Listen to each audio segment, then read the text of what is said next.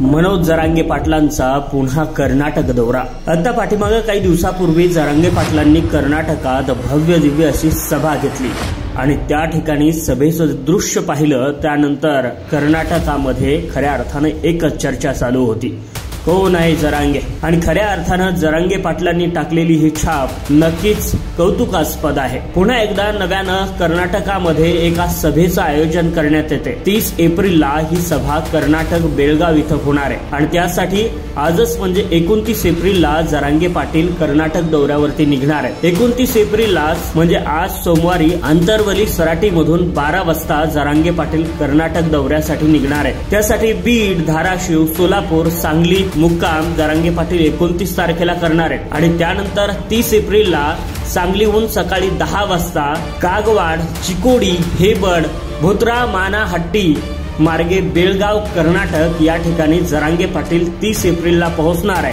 कर्नाटकात बेळगाव इथं जरांगे पाटलांची सायंकाळी 5 वाजता जाहीर सभा आहे आणि त्या सभेचं आयोजन केलंय। या सभेचं ठिकाण आहे छत्रपती संभाजीराजे मैदान, बेळगाव, कर्नाटक।